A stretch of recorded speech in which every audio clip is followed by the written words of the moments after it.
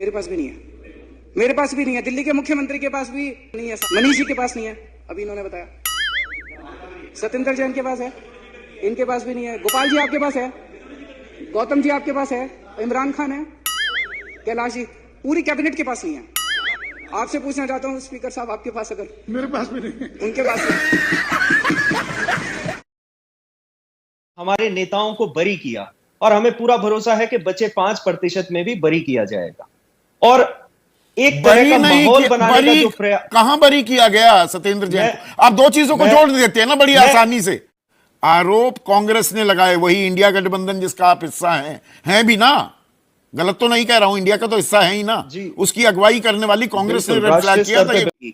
अब आप एक चीज बताइए मुझे, वो तोता मैना की तरह काम कर रहे हैं, आप मिलीजुली कबड्डी खेल रहे थे क्या भ्रष्टाचार की, और अब विक्टिम कार्ड खेलकर दरअसल पहले बेल नहीं हो रही थी तो डरे हुए थे। ईमानदारी से ये बात तो आप मानेंगे, आप लोग डरे हुए थे कि भाई जेल में ठूसना नहीं।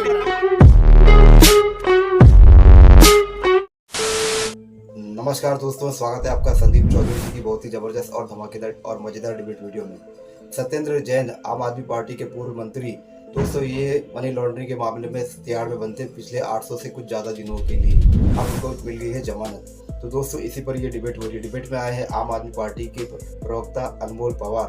तो दोस्तों अनमोल पवार पूरी तरह से डिफेंड करने की कोशिश करते हैं, लेकिन आप तो जानते हैं संदीप चौधरी जी को, आजकल ये इंडिया अलायंस के नेता खासकर आम आदमी पार्टी और कांग्रेस के नेताओं को घेरने में व्यस्त लगे पड़े हैं।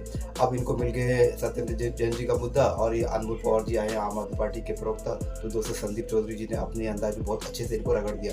दोस्तों डिबेट पूरा देखिए, छोटी सी डिबेट है, आपको बहुत ही आनंद आएगा, मजा भी आएगा, आपका एंटरटेनमेंट भरपूर हो जाएगा। तो चलिए शुरू करते डिबेट वीडियो। बेस्ट बहुत दिन हो गए हैं, मजा नहीं आ रहा है, अभी मजा आएगा ना भिड़ो। पिक्चर चालू करो बे। बेल को कुछ ऐसा खेल बना रहे हैं कि आरोप मुक्त हो गए जी, सारे आरोप ही गलत थे, झूठे थे, फरेब थे। जेल मिलने का मतलब यह नहीं कि सजा नहीं होगी या अभी आरोप मुक्त हो गए। सत्येंद्र जैन विक्टिम कार्ड खेल रहे हैं आप। संदीप जी देखिए, इसमें विक्टिम कार्ड खेलने की बात नहीं है।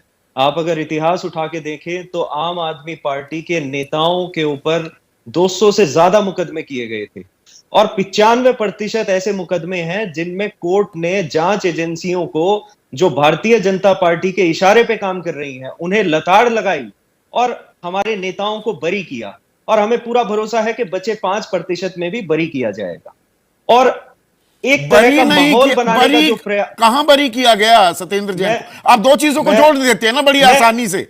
एक सेकेंड, हाँ मैं पूरा कर रहा हूं, मैं अपनी बात पूरी कर रहा हूं। हाँ। देखिए सत्येंद्र जैन वाले केस पे भी मैं आऊंगा। ये जो माहौल बनाया गया, आम आदमी पार्टी को खत्म करने का जो प्रयास किया गया, ये झूठा तथाकथित एक शराब घोटाला बनाया गया। और दूसरा है सत्येंद्र जैन जी का जो मुकदमा है, 873 दिन उन्हें जेल में बंद रखा गया भारतीय जनता पार्टी द्वारा, एक 15 साल पुराने सड़े गले मुकदमे में, जिसमें आज तक इनकी जांच एजेंसी ना एक पैसे की रिकवरी कर पाई और ना किसी तरह का साक्ष्य इनके पास मौजूद है। और अगर वाकई में इनके खिलाफ कुछ होता तो जांच में इतनी देरी क्यों की गई? 2 साल से ज्यादा समय जांच में अगर जांच एजेंसियां ये सोचने में लगाती हैं कि जांच कब शुरू की जाए, तो आप इससे आभास लगा सकते हैं कि इसके पीछे उनकी मंशा क्या है। अभी देखिए जवाब में, अनमोल जवाब में क्या आएगा? चारा घोटाले का खुलासा कब हुआ था? 96-97 की बात थी। सजा कब जाकर हुई? 2011-12 में। इस देश में न्यायिक प्रक्रिया, वो इंसाफ का पहिया चलता ही धीरे है, तो उस पर आप ऐसे उछलेंगे तो उससे आरोप मुक्त हो गए, ये बात तो कतई अभी भी साबित नहीं होती है आपका कोई भी नेता। मैं जवाब देना चाहूंगा। देखिए, मैं इसीलिए मैंने आपको जो शुरुआत में बताया था कि हमारे, क्योंकि अरविंद केजरीवाल जी के नेतृत्व में दिल्ली में एक पारदर्शी और जवाबदेह दिल्ली मॉडल ऑफ गवर्नेंस पेश किया गया। जो बैसाखी पे चल रही स्वास्थ्य व्यवस्था थी उसे विश्व स्तरीय बनाया गया। जो टेंट में चल रहे स्कूल थे उन्हें टैलेंट वाले स्कूलों में तब्दील किया गया। तो अच्छा काम करने का मतलब ये थोड़ा है कि अच्छा भ्रष्टाचार भी कर दीजिए। देखिए, मैं वही तो कह रहा हूं, जब 250 से ज्यादा मुकदमे में 95% मुकदमे में कोर्ट इन्हें बार बार लताड़ लगा रहा है कि भाई गवाह कहां है, सबूत कहां है, झूठे मुकदमे आप क्यों करते हैं। माननीय सर्वोच्च न्यायालय ने तथाकथित शराब घोटाले में क्या कहा? पूरे देश ने सुना जब कोर्ट ने कहा कि 2 सवाल भी नहीं टिक पाएगा एक क्रॉस एग्जामिनेशन में केस। माननीय सर्वोच्च न्यायालय ने बेल देते समय कहा कि जांच एजेंसियां ये तोता और मैना की तरह काम कर रही है भारतीय जनता पार्टी की। अब आप एक चीज बताइए मुझे, वो तोता मैना की तरह काम कर रहे हैं, आप मिलीजुली कबड्डी खेल रहे थे क्या भ्रष्टाचार की, और अब विक्टिम कार्ड खेलकर दरअसल जो फरवरी में चुनाव होने वाले हैं उसकी ताल ठोक रहे हैं क्या अनमोल? संदीप जी, ये पूरा देश इस बात से वाकिफ है कि आम आदमी पार्टी जितना काम इस देश की राजनीति में अन्य किसी पार्टी ने नहीं करके दिखाया, जितना काम दिल्ली और पंजाब में सरकारों ने किया आप है। जब ये आरोप बीजेपी पर लगाते हैं अनमोल, क्या एक चीज आप भूल जाते हैं कि ये तथाकथित शराब घोटाले के बारे में रेड फ्लैग सबसे पहले कांग्रेस पार्टी ने किया था। आरोप कांग्रेस ने लगाए, वही इंडिया गठबंधन जिसका आप हिस्सा हैं भी ना, गलत तो नहीं कह रहा हूं, इंडिया का तो हिस्सा है ही ना, उसकी अगुवाई करने वाली कांग्रेस ने रेड फ्लैग किया था ये घोटाला। संदीप जी, माननीय सर्वोच्च न्यायालय ने जब आदेश दिया था एसबीआई को कि आप डेटा पब्लिश कीजिए, तब उसमें एक बात सामने आई थी जिसका आज तक कोई भी भारतीय जनता पार्टी का प्रवक्ता ना जवाब दे पाया और ना आज दे पाएगा, क्योंकि देश के गृह मंत्री ने इस बात को कबूला कि इस तथाकथित शराब घोटाले के किंगपिन जिसे कहा जाता था पी शरद रेड्डी, उन्होंने 60 करोड़ रुपए की रिश्वत भारतीय जनता पार्टी को दी। अब यह बताएं कि क्यों इनकी जांच एजेंसियां उसकी तहकीकात नहीं करती, और एक भी डायरेक्ट एविडेंस, मनी ट्रेल किसी भी आम आदमी पार्टी के नेता के खिलाफ ये आज तक नहीं ढूंढ पाए। इनके पास किसी तरह का कोई साक्ष्य नहीं है। अब सर्वोच्च न्यायालय समय समय पे इन्हें लताड़ लगा रहा है, इन्हें कह रहा है कि भाई जांच एजेंसियां कब तक इसे प्रोलॉन्ग करेंगी, ट्रायल क्यों शुरू नहीं करते।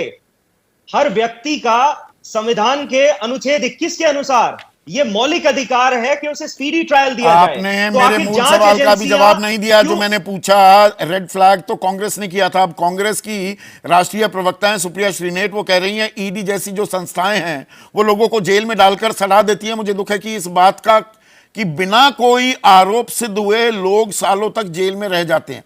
अब वो संवेदनशीलता तो दिखा रहे हैं, पर बात वही जो बीजेपी कहती है अब चोर चोर मुसेरे भाई, अब थोड़ा सा रिलीफ मिला है तो साथ आते दिख रहे हैं, वरना एक दूसरे पर ही आरोप लगा रहे थे। भाई जब आप आंदोलन कर रहे थे, गलत हूं तो बताइएगा अनमोल, आप तो सारे कांग्रेसियों को जेल में डालने की बात करते थे ना, अब दोनों साथ साथ आ गए क्योंकि राजनीतिक हित साधने हैं।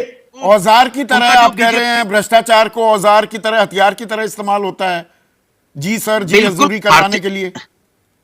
भारतीय जनता पार्टी के साथ दिक्कत ये है ना कि भारतीय जनता पार्टी तो देखिए, आप जो कहते हैं ना, आपने सुना होगा, एक गाना सुना था ना आपने, मेरी मर्जी, मैं चाहूं किसी को जेल में डालूं, मैं चाहूं किसी पे ईडी लगाऊं, मैं चाहूं किसी से ईडी वापस ले लूं, मैं चाहूं केस में वापस ले लूं, मेरी मर्जी। पर अदालत से अब जो जमानत मिल रही है इसमें एक सुर में, मैं वही तो सवाल आम आदमी पार्टी के प्रवक्ता अनमोल पवार से पूछ रहा था।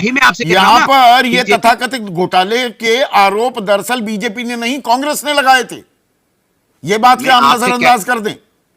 देखिए, भारतीय जनता पार्टी जिस तरह की राजनीति अभी देश के अंदर में कर रही है, आप देखिए कई ईडी के केसेस वापस हो जा रहे हैं, जो भारतीय जनता पार्टी में आ जाता है उसके केसेस भी वापस हो जाते हैं। तो इसके मतलब ये है कि ये आप हर विपक्ष के ऊपर में ज्यादातर केस लगा के विपक्ष को कमजोर करना चाहते हैं। लेकिन इंडिया गठबंधन एक है और आपको महाराष्ट्र डर भी निकलने लगा है क्या कि बेल होने लगी? पहले बेल नहीं हो रही थी तो डरे हुए थे। ईमानदारी से ये बात तो आप मानेंगे, आप लोग डरे हुए थे कि भाई जेल में ठूस ना दिए जाएं। झूठ बोल रहा है।